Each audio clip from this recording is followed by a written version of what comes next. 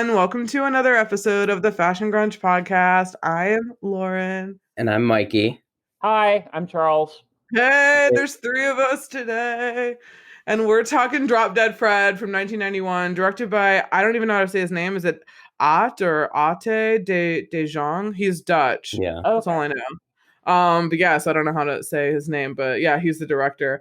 This movie, I'm super excited to talk about. I don't even know if that many people have seen it, so I guess I'll see by when this comes out on Wednesday. This will be out on Wednesday. So yeah, I'm excited to see if anyone's seen it. Anyone who's had an imaginary friend has to watch this movie. Yes, that was one of my first questions was, did either one of you ever have imaginary friends? No. I didn't either. I had an imaginary friend, and embarrassingly enough, I became my imaginary friend. Yeah. What do you mean? It's so weird. So I don't know, I guess to cope with whatever was going on back then, I created, do you guys remember Sonny, Clifford, the big red dog? Yeah. So he was popular when we were kids, and I kind of took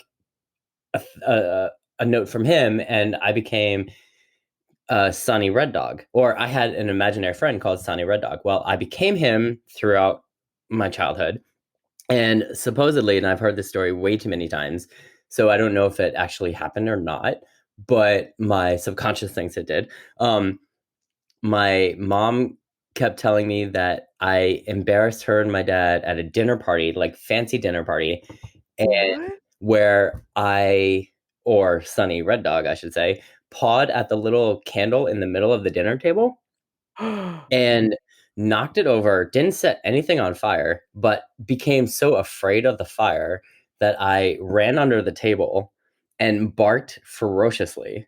Oh my God. And then I don't know what happened after that.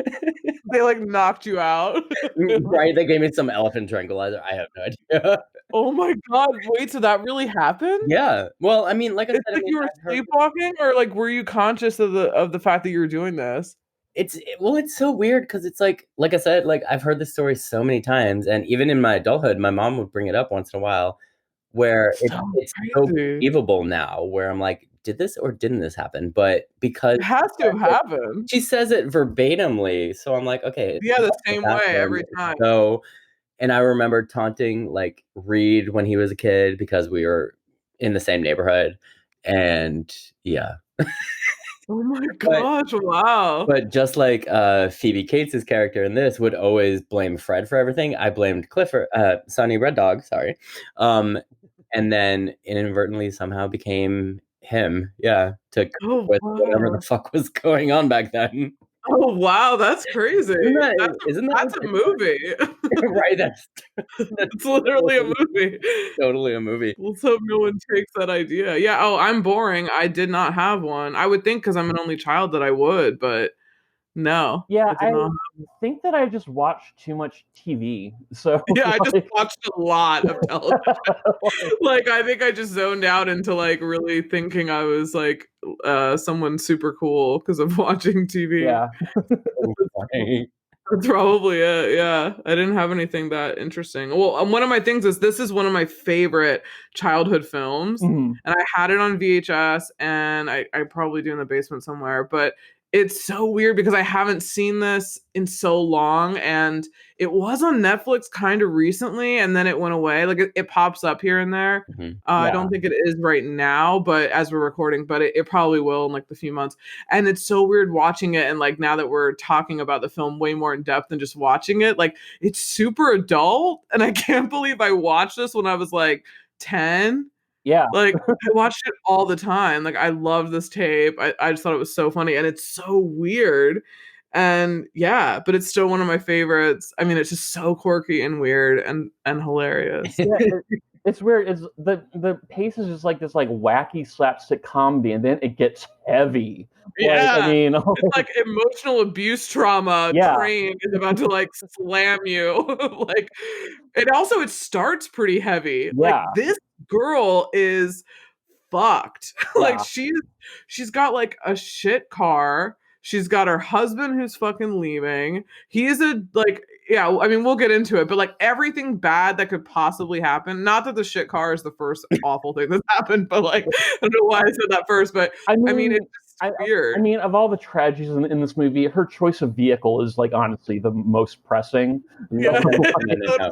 Her choice of clothes were the Oh, the oppressive first thing. First off, yeah. I mean, I was going to talk about that later in the fashion section, but since we're talking about that, let's talk about how, as a kid, she was fucked from the get-go, because Oh what yeah. parent dresses their kids like this? I know. And then She also looked like they never brushed her hair or even Right? like bathed her when she was a kid. Like they abused her from the start. Yeah. It was kind of insane. And her mom, I mean, wow. Oof. Like, wow. I also would really like a prequel. I want to know how she dated Charles and got him to marry her. Yeah, He just seems like a bachelor. Like, he doesn't seem like a guy who's getting married. He works Yeah. for Jaguar. That should be your first red flag. Yeah, right? It's kind of weird. He's like showing all these women, like, like single women, question mark, or sugar babies who are not going to sleep with you because they have a rich guy who's buying this car. Like, Poor I Bridget don't. Fonda. I know she's not even credited. I know. I was looking at her and I was like, "Is that Bridget Fonda?" I was Yeah, like, yeah. Like what, 2 words in the whole damn movie? "Yeah." But that interaction was also really strange when she's like right by her dress. Oh, and she's like, It's like, "You have uh, nice fabric. It's slinky." yeah, I was like, "This is weird." The- And then I was like, "Is that Bridget Fonda?" I was like, "I didn't even know that was her because she's not credited anywhere." As like a viewer, watching this movie is like fun, but it's just such a cringe-worthy experience. There's like, oh god, no, no, no. I know. You're just like, no, oh my god. So what are your first times? Charles, when's the first time you saw this? I don't remember. I'm pretty sure I rented on VHS at some point. So you were like pretty young. Yeah, so I guess it came out in '91, right? So it would have Hmm. been about 8 or 9. Mhm. So Yeah. I think I watched it at some point around there. Um, and like just watching it as a child is just kind of like a fun, wacky movie to put on the background. But then like I Hmm. watched it again, like maybe 20 years later, and it was just like, oh my god, is this the same movie? Like, Yeah, right. When the mom's like, I just don't think I love you anymore like I used to. I was like, the fuck? Yeah, right? Did the mom just say that to her? And we're not expected to be like, no, when she literally talks about wanting to kill the mom with Fred, we're like, yeah. And then we're gonna poop her out. Like, what? Yeah, like what the fuck? um, yeah, that's I thought the actress who played the mom was like did such a good job. She's a terrifying mom. Oh yeah, yeah. She's oh yeah. I can't. She makes me so nervous. I can't even complete a sentence. I know, she's so awful. Like, God. What about you, Mike? When's the first time you saw it? So, kind of like Charles, I can't remember the exact first time I saw this, but I love watching it as a kid. I think I saw it on TNT or ABC or Yeah, it used to be on TV. but yeah, like Charles said, we were about like 8 or 9.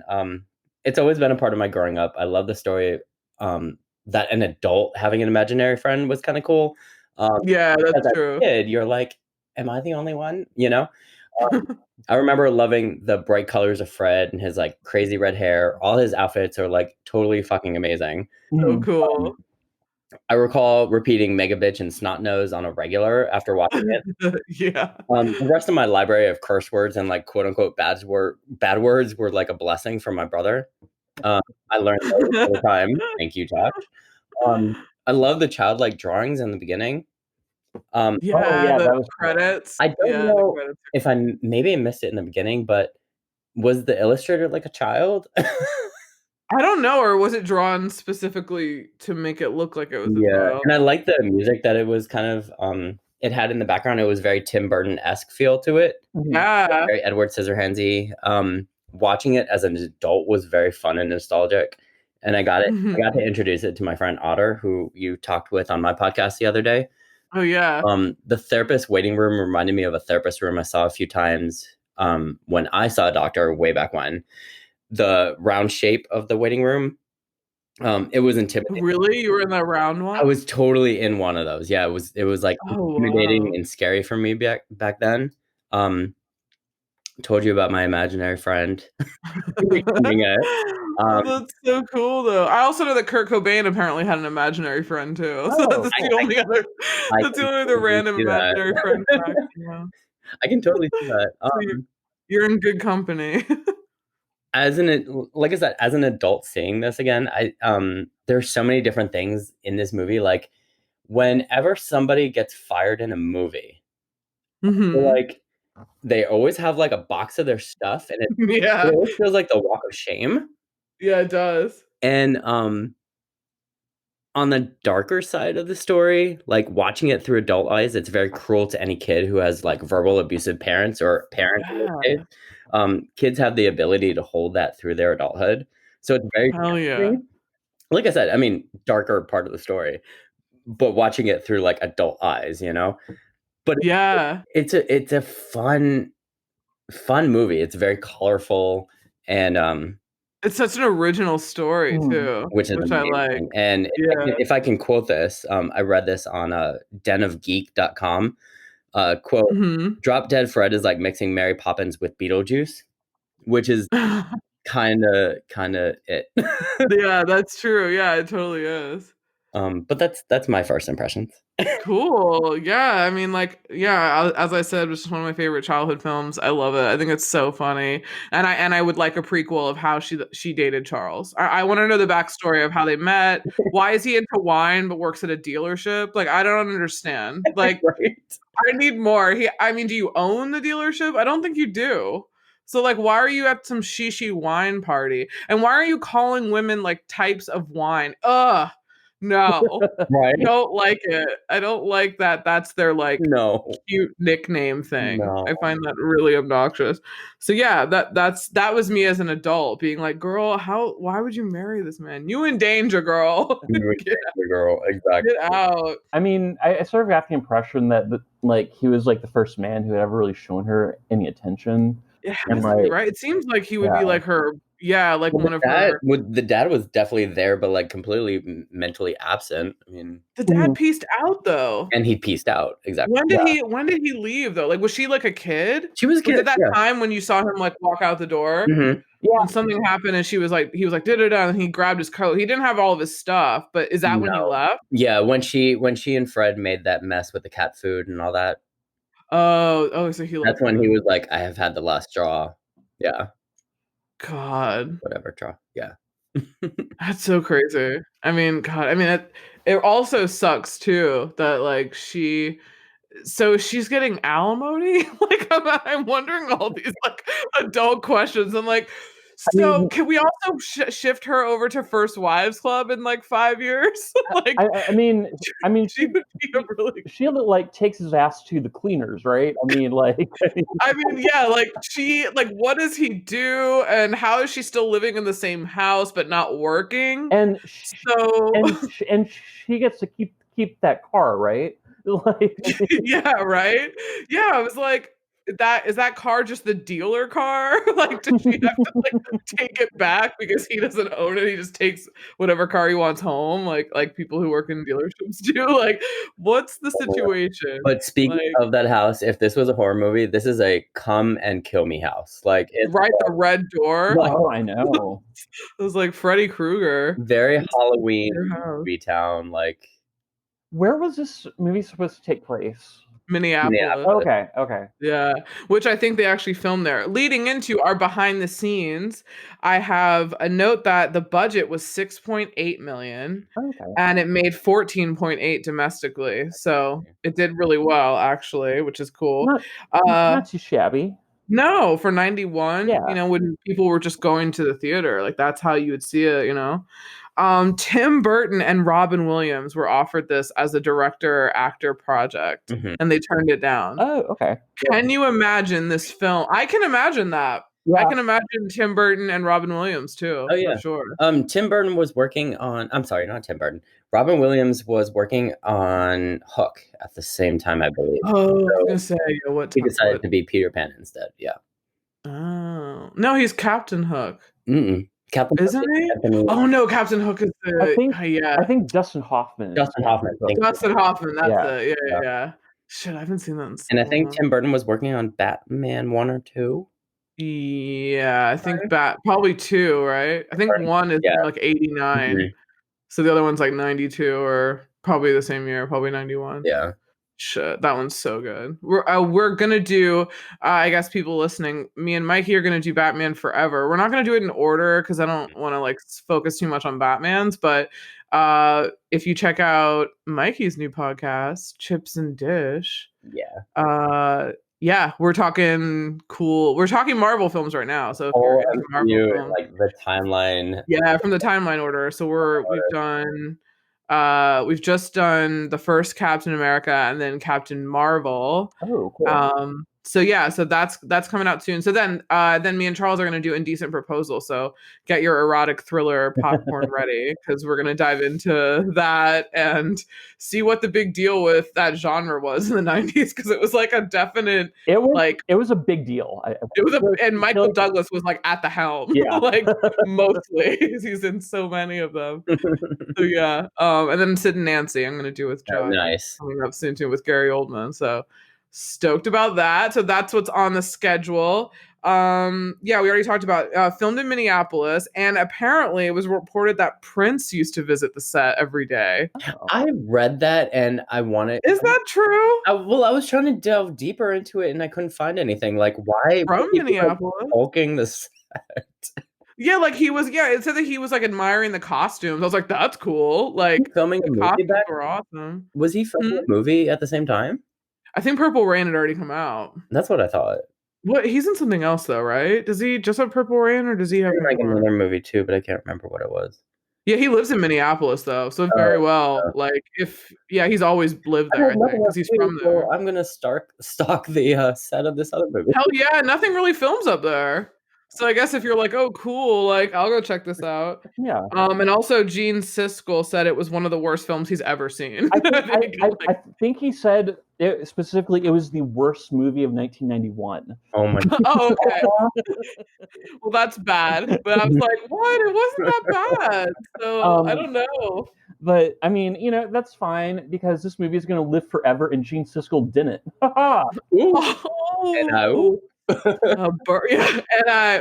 Jasmine, enter GIF here, and oh my gosh, that's so funny. So, Mikey, what do you have for behind the scenes notes? So, like you said, Tim Burton was originally asked to direct, but turned it down. Robin Williams was asked to play Fred, but turned it down. Winona Ryder, along with Julia Roberts, Molly Ringwald, and Jennifer Connelly, were up for the role of Lizzie.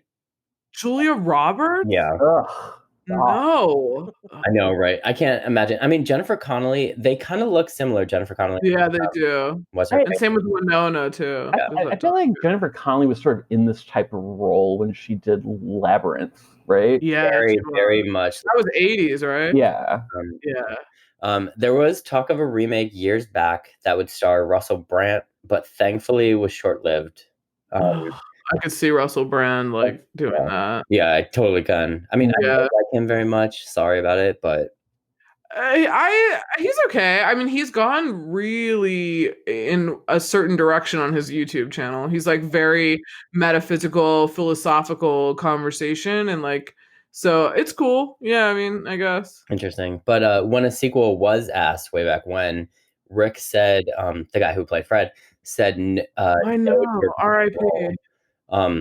So then they apparently back then asked Jim Carrey to do it, but because of budget difficulties, I don't know what that entailed. The project was shelved.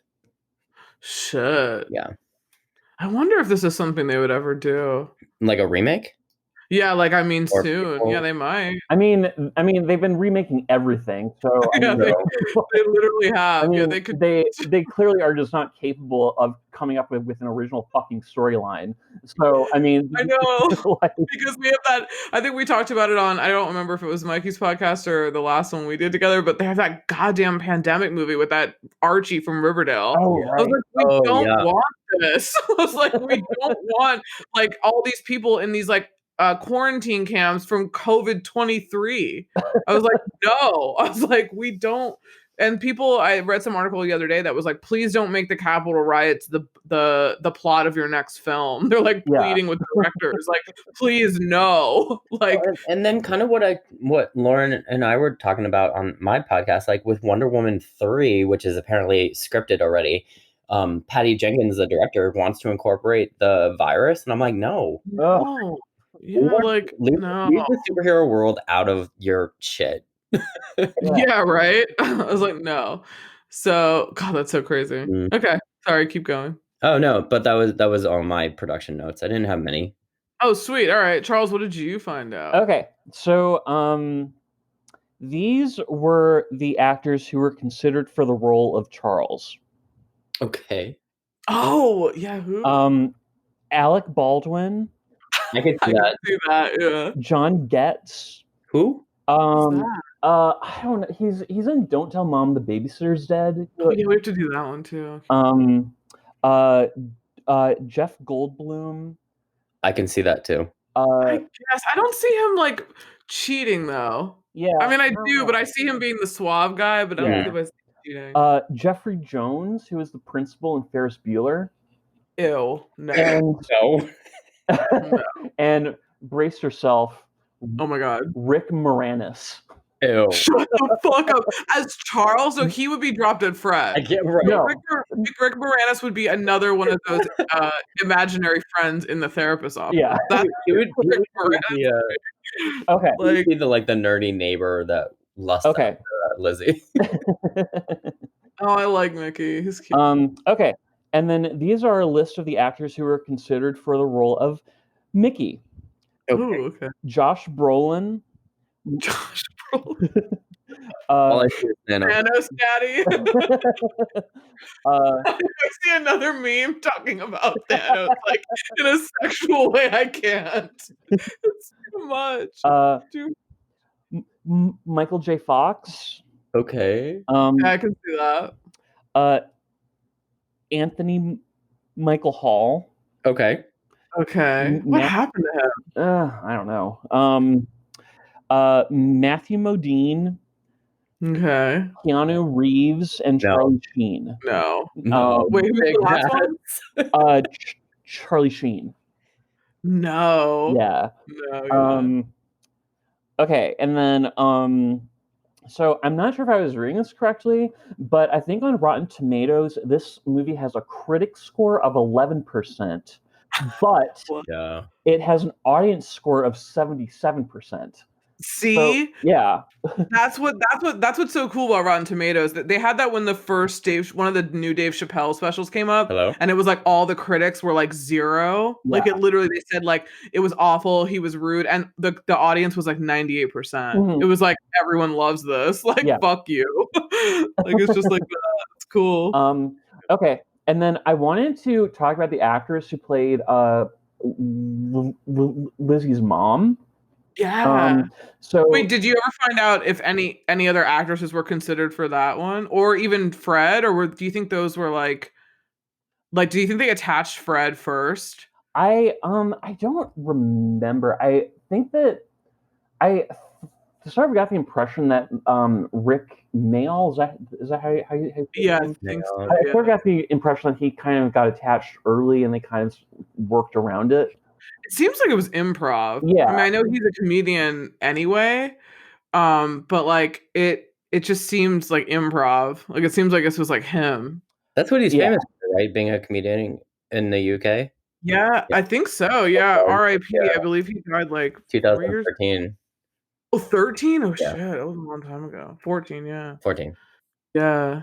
Oh, so Marsha Mason, who plays Lizzie's mom, so like during like the mid to late 70s and early 80s, she was like considered like a very well respected and like kind of like like just good actress who was who just did very well for herself.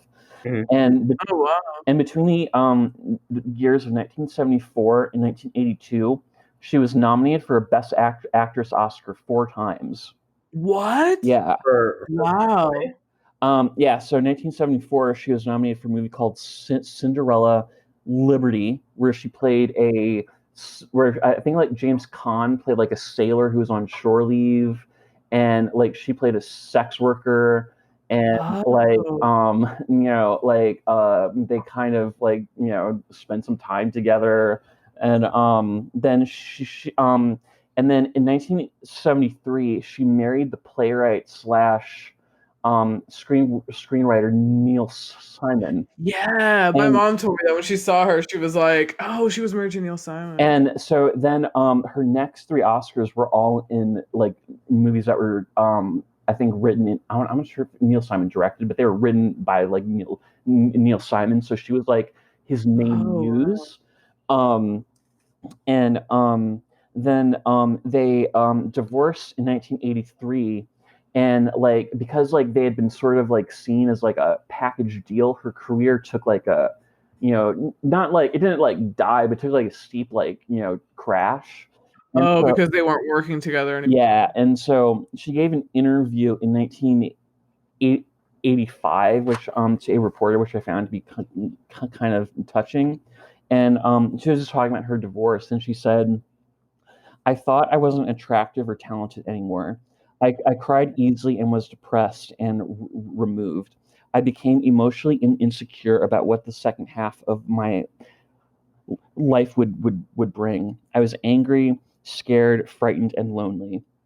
I had thought that the marriage would last forever, Oh, and Oh. this is to bring sympathy to her now because in Drop Dead Fred, her character is a fucking monster. Oh my God, I know, right? I mean, Well, now you kind of, and now this is really interesting. Now that we bring that up, because Neil Simon is like a super famous like playwright, yeah. director, like in general, and screenwriter. So he was married to four different women, three Oh, kids, but he was married to Marsha Mason from 73 to 83, yeah. and then he was married twice to the same woman. Oh, really? Diane Lander. He married her in 87, divorced in 88, then remarried her again in 90, and then divorced in 98. And then Oh. he married Elaine Joyce up until his death from 99 to 18 oh wow. when he died. Oh, wow. So I'm wondering if, like, I mean, there was a 4-year gap between when she divorced him, but that probably happening to her really helped her channel that character, Hmm. especially being like, I don't think she had any children by him, but especially being like the guy left and like she's divorced and Yeah. like it's like I think that played into like her anger. It has to be her real Yeah. life because she was going through a lot Oh wow. from her real life divorce. Yeah. Speaking of marriage, I didn't know that Phoebe Cates was married to Kevin Kline. That was fun. What? She Yeah. was? Or she is, yeah. Oh, she still is? Yeah. And she hasn't acted since like early 2000. Yeah, she's retired, right? I think. I think so, Oh. I was gonna say the last thing Marsha Mason was in, the mom was Grace and Frankie on Netflix. Oh, okay. She's in 7 episodes of that. Wow, I had no idea she was married to Kevin Kline. yeah. Right? I saw him recently and I was like, "Oh yeah, where's he been?" Yeah. Kevin He All I know Phoebe Cates is from, like, Fast Times. he Phoebe Cates is in Gremlins 1 and 2. She's the girlfriend. Oh, yeah, you're right. I guess those are, like, her famous ones. Even on IMDb, it's, like, Drop Dead Fred, Gremlins, and Fast Times. Those yeah. are, like, the ones she's known for. That's Wow, that's so crazy. Um oh, and then I wasn't sure if this is the right place or not, but I read an article about like actual imaginary friends. Oh, yeah. And She so found it's an article by a woman named Ali Volpe, and it's for a publication called the Atlantic, and Mhm. it's called Why Kids Invent Imaginary Friends. And um she said that it's like most common for children between the ages of 3 and 11 to have Okay. imaginary friends pop up, and that children who have imaginary friends tend to be more creative when they grow up versus children who don't. Wow. Um, Mike, you um, know how to draw really well, and you're really creative. Hi. um, According to a 2004 study, 65% of children have had an imaginary friend by the age of 7. Wow. Which I was like, whoa, really? Um, and like little girls tend to like their imaginary friends tend to be like baby animals or humans, and their relationship is a lot more nurturing. And little boys, their imaginary friends tend to be like superheroes or like things with powers, you know. Oh, cool. And then they and psychiatrists agree that imaginary friends basically fulfill three big basic needs. One being competence, relatedness, and autonomy. Um, so a like child feels competent because it can basically have like this being that's real to them and tell them what to do. Be like, oh, this is how you eat salad, you know, or Oh, okay. and and they said that children basically relate to their imaginary friends as they would to like actual people, um, and that like children having an imaginary friend basically gives them a little bit of like control over adults. So that's why you'll have children who will be like, oh, well, if you're making dinner, then make dinner for my imaginary friend too, mom. You know, um, and so it just allows them to take back a little bit of power. And Oh, that's interesting. I did find this line to be very entertaining. But all of this can be very frustrating for parents. Yeah, could you imagine? So I, So funny. so I got handed the shit stick then. I not only had an animal as an imaginary friend, but it was a dog that was afraid of table fire. Okay. And I became Oh, him. Okay. I know. You like turned into him. Is there an article for that? Gosh, wow. That's so crazy. Wait, did they give you any medication to make it go away? Or did it just go away on its own? Oh, for me? Yeah, you're like, Um, "What are you talking I about?" believe He's right. I believe it just I just believe it went away, yeah. Yeah, you just stopped talking about it? No. That's I mean, so like, I crazy. did have years of therapy, but that was, Yeah, something else. that's so funny. Wow, that's so crazy. That's really Yeah. interesting, though. Yeah, that's really interesting though. Good real life, tidbit in there. Right? Let's get into the best part, the Woo! fashion. Gosh, Oh my god, let's talk about that fucking awful outfit that Lizzie's wearing in the very beginning. it What is that? To quote Tim Gunn, I believe it's dowdy. It's Okay, extremely so dowdy. Like, everything she so everything she wears is very maternity-ish. it's very, like, Branch Davidian. Like, it's very, like, culty, like, weird prairie cult. I don't know. It's super weird. Like, I don't know. The fucking it was so bad because you see her driving and you're like, "Oh god, the headband, the fucking collar on the shirt underneath the, like, smock dress, The I can't." sock And then she gets shoes. out, she, like, gets out of the car, and then I'm like, "Oh my god, the socks, the length of the dress." The socks and then those like weird shoes. I was like, "Oh Flats are no." And the very bag, it's like it's so bad. yeah. Then of course you see the woman that's like 80s bitch executive realness, like walk in with like high heels, like Sharon Stone and Basic Oh, Instinct. is that her, And is that Carrie Fisher? Yeah. no, that's just no other woman that's like coming in to the dealership. Yeah, yeah, In yeah. the very beginning, it's just some fabulous, like glamorous woman that she's definitely not. And that woman's all like suit, hair all done, like fancy. And then she's like, "Hi, Charles." And I was like, But, "Oh like, my everybody else had, like, better fashion, like, Carrie Fisher was amazing. Her yeah, she looked great. mother's even though her mother was a mega bitch, all of her mother's wardrobe, I feel like my mom had all of those as a real estate agent. All of her Yeah, it's very all of 80s. her suits and blouses look great. Like, Yeah, pink. yeah. Pink is like her color. Like she loves pink. Yeah, it's true. She just looks so frumpy. Yes, I very don't get it. scary. It's very weird. I don't know. I found that super Or, weird. like, Fred's outfits, all of them were amazing, like, the I know. green and I think one of my favorites, if I can just blurt that out real quick, was like the pirate outfit. I was gonna say, I was gonna say, what's everyone's favorite Fred outfit? Definitely So yours is a pirate the one. pirate coat Yeah. and the tuxedo jacket. Oh yeah, I think mine was what he wore to the art thing. Oh yeah, that was cool. The Yeah. suit. Yeah. Yeah. My favorite is the burglar. Oh. He looks like Kurt Cobain. And he has like this like striped sweater that he made with like paint and his finger, and then he made one for Snotface. And he was like, "Here, I made your sweater stripy." And they like gives her this really super like jank looking grungy sweater. I'm like, love it. So on brand, love it. I like love that. That's one of my favorite scenes too, like the burglar. I loved his Jimmy Neutron type hair at the party scene. Yeah, I know. It's like a flame. Yeah. It looked like that weird flame. What is that fucking cartoon? Jimmy Neutron. It's like no, it's another one. It's like something like I think it's like Hades in one of those like Hercules. Oh, yeah. And his head is like blue fire. Yeah. His head is like blue flame or something. It reminded me of that too. That was super cool.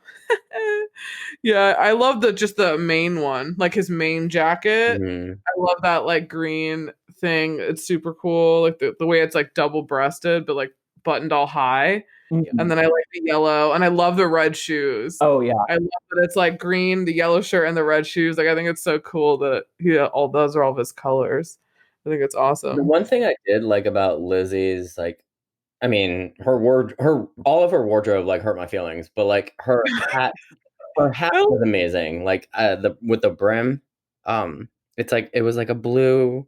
I'm not familiar with names, but you know what hat did she have on? Like she's at the mall and they're doing that like violin scene or something. Oh, and she's got the like it's rounded at the top, but then like flares out at the. Yeah. I know what you're talking about. I like that. It was very cute. I like her post makeover. That crazy when she has the matching outfit with the mom. Yeah, with like the blue jacket and the pink shirt. And then I did like the purple outfit she was wearing at the party. Yeah, I like that one too. I think that one's really cool. I also like the final outfit that she's wearing at the end with Mickey with like the jeans and like these suspenders. Yeah, it was cool. Yeah, it was super cool. That was cute. I liked it. Yeah, I really like that one too. That one's so cool. I also really love Fred's outfit when he's in the boardroom. Oh yeah, in Carrie Fisher spot because it's like a blazer, but he doesn't have a tie on. Yeah, it's like a green blazer with stripes, and he has the yellow shirt, but the collars are like sticking out. Yeah, when they're so flat. I think he looks really cool there. Yeah, I also love Carrie Fisher's outfit when she's at the boardroom, like at her job. Oh yeah, Carrie Fisher in this movie looks exactly like Jamie Lee Curtis in Freaky Friday. She really does. Like they're like kind of the same person. I love Carrie Fisher in this. She's like my favorite. Like she's so good. It's not a fashion statement, but it's in my fashion notes. Is her boathouse? Oh yeah, like is beyond amazing. Oh, so cool. That house is just so amazing. Like, the river condominium. Yeah. It's not a houseboat, it's a river condominium. It's so cool. I also like I kind of she went a little frumpy, like okay, what's her name? Lizzie was frumpy on the boat when she's by herself. She has that white sweater on and one of those like prairie dresses again. I was like, oh. And then when at the very end, when she's in that fantasy and she's like back with Charles and she's like making him all the food, that dress that she goes back into like, you know, her childhood, that one's kind of frumpy too. Yeah. It's like a long sleeve plaid, but it like goes all the way down to the floor almost. I was like, girl, you looked good for a while. Now we're back on frump. It's like, no, like you have no waist in that thing. Like, what are you doing?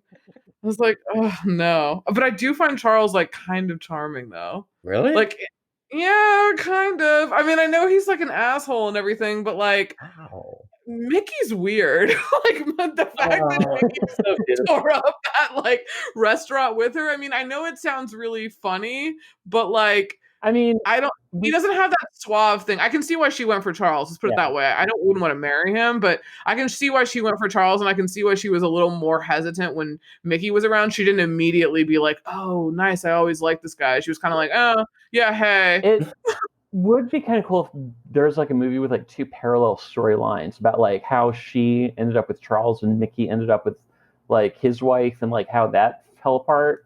Yeah, that would be interesting I like Mickey though. Yeah. I think he's cool. But he does drive a truck, which is very manly. He does, a beat up one. Yes. Not a Jaguar that he borrowed from his job. Yeah. Like literally. I'm like, but how does he have that really nice apartment though? Like Charles? I guess they both do. Like this, how much does he make? I guess Jaguars provide a lot of commission. I don't know. Yeah, I guess they will. Yeah, they probably do. But yeah, God, it's so weird. We're thinking of all these like real world problems. Like I feel like the hidden sex symbol of this movie was Murray, who Carrie Fisher was banging, and I thought he had a filthy mouth, and that kind of turned me on. Oh my God. Yeah, we were like really into Murray. Wet dreams or whatever he said. Yeah, I know. I was like, I love when she tells Lizzie, she's like, he's an animal. She's like, you mean he goes all night? She's like, no, I mean he like shits in the corner. No, of course. Like I mean he like eats with his hands and like shits in the corner. No, he's not like an actual animal. And she's like, oh. I was like, oh my God. I was like, but I don't know. It's just kind of weird. I'm like, why were you willing to go back with him when he banged this chick on your couch? Right. Like, why? Although I did think it was so funny when Fred just kept popping in. He was like, oh, what are you doing? Oh no, this isn't how the pigeons do it. He's gonna do with you what he did to Annabella. And she's like, shut up, Fred. And then he's like, oh, that's it. It's him or me. I was like, wait, so she can't have a side piece, imaginary friend, but you can have a whole woman that you're sleeping with on the couch? No, bitch, that's not how this is gonna happen. Let her keep her imaginary friend. What's the difference? Right. Like, what's the difference? Mm-hmm. Like, God. Ugh. Wow, it's a mess, but yeah, I did think that Charles was a bit more charming than Mickey. Mickey's got some screws loose too. Yeah. Like, let's be real, he's not completely. That's why I flocked to him. Yeah, I mean, he is really cute. He's in a really great SVU episode too. Oh, really? Ron Eldard, yeah, that actor. You know, he was also in that movie Sleepers that came out in Yes, oh my God, I can't wait to do that one. That one's like that one's so fucking good. I've only seen half of that movie, I think. Oh shit, really good. Oh, and then he's also in this really great movie that came out in like 2003 with Jennifer Connelly and Ben Kingsley called The House of Sand and Fog. That is like it's like good, but it's like oh. Oh really? Yeah. Shit. Yeah. That movie was on my list for a while. Yeah. Which one? The House of Sand and Fog? Yeah. Oh shit. Yeah, I really like him. He's really cool. He's like super cool. He's 55 now. I think he dated Juliana Margulies for like almost 10 years or something, and then they like broke up. I don't know. Wow, Phoebe Cates has been married to Kevin Kline since 1989. Oh wow. That's so nuts. I had no idea. How did I like not? And they have kids, right? I think. Yeah, one of their kids is Frankie Cosmos. It's like she's like a famous musician. Oh. Huh. And she was in the band called Porches. Yeah, that's their daughter. Interesting. That's crazy. Oh, cool. Learn something new every day. Right? Do you guys have any more fashion notes? No. I don't think so. Cool. All right. Well, there isn't really any music. I did like the instrumentals and the score attached to the film, but yeah, there wasn't any music, so I didn't have any notes for that. The guy was Randy. Oh, Danny Elfman. No, Randy Edelman. But he has, he has a very Danny Elfman, same kind of style, right? Thank you. Yeah. Wait, is Danny Elfman the one that works with Tim Burton? Yes. Oh, okay. I was gonna say because I know Tim Burton like works with like the same like a lot of the same like cinematographer, like music. Like it had a very Tim Burton like style, like the music was like whimsical but like kind of weird. Yeah. At the same time, which is cool. Sweet. All right. So favorite scenes and lines. So who's got Charles, what's your first? Favorite scene. I love the line, I love those breaking noises.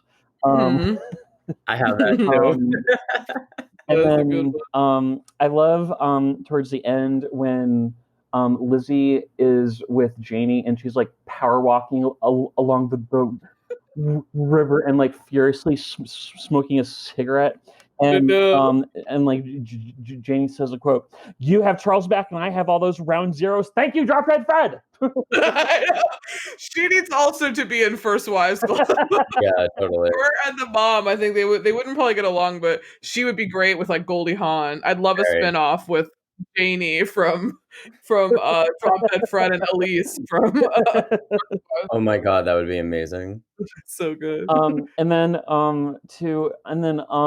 it wasn't my favorite part, but like it's not fun to watch. But the whole sequence of like when she makes the mud pie and like like her mom like traps Fred in the box, and then it cuts to that scene. It's like this is like a very savage emotional moment that's like hard for me to watch, but like, Yeah, no, it so is. but like the scene where it cuts to Lizzie and like she's writing the letter to Fred, and she's like, Oh, dear, those, like, pictures. yeah, Mhm. and she's like, "Dear Drop Dead Fred, you were my only friend, and she took you away from me. I know, sorry, I know I'll see you again someday." And it cuts to the present, and Fred has her letter, and like he like says, "If you come back, I promise we'll run away together." And then it Mhm. cuts to Lizzie in bed, and she's just like, "When you went away, I just basically died inside." I Like, know. and just like all the life drained out of me, and my mother knew how she All the could Fred. hurt me. Yeah, and so I thought that was horrible.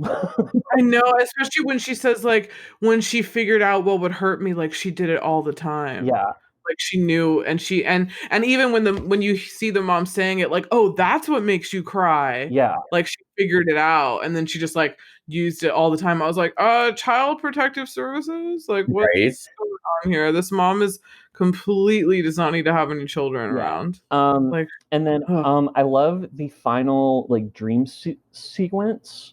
Yeah, I do too. I thought was cool. And then I love at like the very end how the nanny for Mickey it like storms Mhm. out and she like falls into the rope trap. And I just love how behind her there's a guy watering the lawn as if nothing is wrong. I know, I saw that. I was looking to see if that guy was gonna turn around, and she's like, "Ah, help!" That's what she's saying, like, and he doesn't. It's This like is what happens every Saturday in the neighborhood. he's probably like, "Oh yeah, it's that fucking Bunce kid." So weird. That's so funny. Oh yeah, I like that too. Yeah. That's one of my favorites. What about you, Mike? What are some of Um, your standouts? yeah, I've got 4. I like Charles, love the quote, "I love those breaking noises." And, like, here's Mhm. my problem with that scene too, because, like, Lizzie ever so slightly, like, flings the telephone at the window, and I it, know. like, shatters miraculously. Yeah, I know. How Could definitely realistic is take a that? Or few. you got some bad, poor window, like, installments. I know, you have some cheap windows. And then, like, They're I like love the so opening scene because this is how they catch you, where it's, like, the interaction between, like, Polly and the younger Elizabeth is like, mhm. "Prince took me to the beautiful young girl in his arms and said, 'Will you marry me?' 'Yes,' she whispered, 'I will be your princess.'" Elizabeth says, "Did they live happily ever after?" Polly goes, "Of course." She's like, "How do you know?" "Because she was a good little girl. If she had been naughty, the prince would have run away." What a pile of shit. I know. And you're, like, sucked in, and you're like, "Yes." I know, I was like, "Yes, this kid is awesome." And then, like, I don't have a quote for it, but I love the therapist waiting room scene. Even though I said earlier in the episode today, like, how it was intimidating for me as a kid, but I love when Fred suddenly sees, like, the other kids' imaginary friends. Mm. Mhm. The kids don't see their imaginary friends. Yeah, they just do theirs. And then, like, the big girl imaginary friend, I can't remember, Namby Pamby. Namby-pamby. He, like, comes in and she's like, "Hello." Yeah. And then So namby-pamby. I love that scene. It's fantastic. And then, the last one I have is, like, when Fred goes, "Hello, Snotface. Yeah, what happened to you? Look at you, you're older. You're even uglier. I'm gonna have to be sick all over you immediately. Lie down." I know. It's so funny. Like, I feel like if my Sunny Red Dog friend came now, and he would do the exact same thing. He'd be like, Just, like, fuck shit up, like, wherever you go. yeah. It's so funny. What about you? Okay, well, I have just like some notes that I made like throughout the film, I guess. Yeah. I just wrote, gosh, everything horrible that could possibly happen to this woman happens in one goddamn lunch hour. Like, it's not even like an afternoon, because when she gets fired and she's like the court stenographer, and the guy's like, all that in one lunch hour, when she's like, I'm sorry, Your Honor, I lost my husband, my purse got stolen, my car was stolen, and I'm sorry. And they're like, all that in one lunch hour? I was like, yeah, how did all this happen in like an hour? That's pretty crazy. I love when Fred first sees the mom, and he's like, the mega bitch. And then he gets right up next to her, and she's like, the death breath. She killed me with the death breath. I love that. I think it's so funny. And then he's like, be gone, evil one. Like, that's my favorite. Supreme. Yeah, she reigns supreme. Yeah. I was like, oh my god. And then the burglar is like my favorite. That's number one. I said the makeover makes her look exactly the same as the mom. Yep. And I was like, why does the mom look so disappointed when they get home and there's that letter from Charles saying like, I want you to come back home? And she's like, oh, Charles wrote me a letter. Oh my god, he wants me back. And she's like, the mom looks so pissed. Like, don't you want your daughter to get back with her husband? She's like, that was her whole goal, right? yeah, that's what she said. 'Cause she was like, we're gonna get him back. So I was like, why the fuck is she mad? And I wrote, oh my god, it is pretty cruel and funny. Like, I text you guys that he wrote that letter. And I love when she gets to the apartment and then she's like, I'm sorry, you have to leave. She's like, Charles is coming. Like, I have no time for this. And he's like, oh, really? And he's like, I wrote the note. And she's like, that's the worst trick you could ever play on someone, because she's like visibly so mad. And then that's when she like pours her heart out, and she's like, I really loved him. And then he's like, oh, and then he's like, this romance, gross. I can't believe it. Oh, I love him. Oh my god, I love how he just completely like takes the piss out of her like so much. And I'm like, you're supposed to be helping her. You're literally like telling her that like she feels like shit, which is great. The houseboat incident, I love that. Why does she think she sees Charles on the river? Is she lost it? She's now like thinking she sees him everywhere. Well, I thought, I guess I thought she said that they owned a boat during that scene. So I was a little. She says like, yeah, it looks just like our boat. Yeah. I was like, that I don't remember hearing that. mm-hmm. Yeah, that's why she thought it. And I wrote, okay, why is this boat not anchored though? Right. Like, she just pulls away like it's a car. Like, she just like pulls away, like the thing starts. I was like, that's so crazy. I love when Janie outs her affair in front of the office when she's trying to like smash Drop Dead Fred, and she's like, and that's for my houseboat, and that's for costing me the one night that I get stumped when Murray's wife is out of town. And they're all like looking around and they look at him. I was like, that's super funny. I love it. Lunch with Mickey's great. He's insane. And then I wrote all the imaginary friends together. She gets those pills. Why do they send that nurse home? I was like, is that necessary? Like, dramatic much? Like, yeah, right? And then the nurse is a complete bitch. Like, complete, yeah. I don't care. I'm gonna have a fight with you. She's fucking awful. I was like, what the fuck? I also love when she says like, we need all of these ingredients, and then she says like, for pants pie, she's like, I need this and vodka. We're making pants pie. And I'm like, what? And then I love how the dad thinks it's really funny. I was like, then bitch, take her with you. Yeah, take her with you. Like, why? Like, and also there was some note too that said that because in the story Lizzie's dad is English, that's why Fred is English, because he's kind of like an extension of the dad she never had. And like the dad was always really playful with her, you know, because like he didn't like the mom either, and he would like say things about her in front of like the mom, but knew it was like the two of them. Like, yeah, we both hate her. So that's why they said that like he was English. Like it kind of was like he was supposed to be like an extension of her dad because he wasn't around, which is interesting too. And I love where he's like, I'm a wide-eyed loner on a doomed space mission to Venus.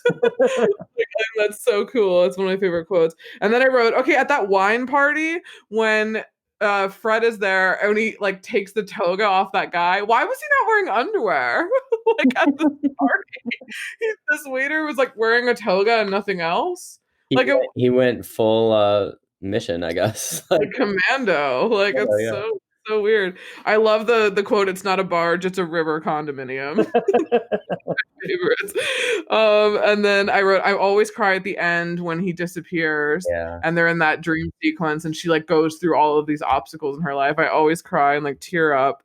And then also I wrote, I love the vicious burn at the end when she tells your mom you should get yourself a friend. Right? And just like walks away. Like I know it's not, I mean it's funny because the mom is a fucking bitch. Yeah. So I love that she's just like, not even a man, like, girl, you should get yourself a friend. Like you need a man, but you need a friend first because like you are clearly fucked up.